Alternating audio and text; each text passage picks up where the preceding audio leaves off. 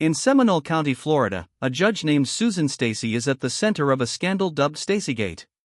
She placed a father on child support solely based on his gender, even when evidence showed he was owed support from the mother. This case is now before the Florida Supreme Court, with petition evidence revealing just how far these measures went to force child support on fathers no matter what. Here's how the case breaks down. In May 2021, the father filed a petition for paternity. By September 2021, both parties had agreed to a 50-50 timesharing arrangement, and litigation continued. Fast forward to July 2022, court records show that the father was paying 100% of the child's daycare and medical insurance costs, with his medical cards filed as evidence. In February 2023, the mother was assigned $150 in temporary child support, and a final hearing was set for April 25, 2023. At that hearing, the father presented updated worksheets indicating that, based on his payments, the mother should owe him about $170.38 per month. However, Judge Susan Stacy expressed hesitation. She even asked, "Are you trying to place the mother on child support?" The court then reviewed the health insurance arrangements.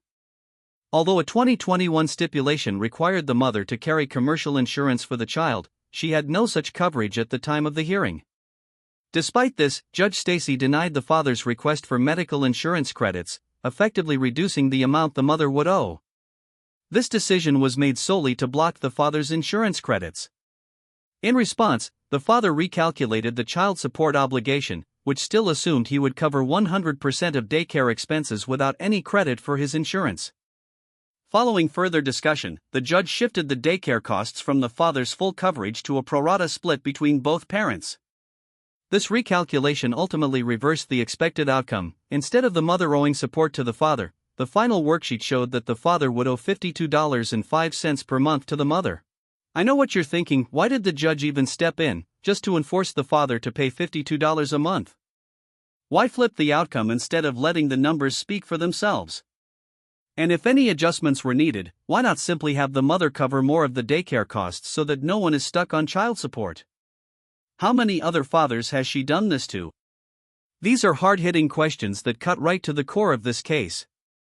To read the full petition and get the latest updates on this case, visit equalrights.now. That's www.equalrights.now.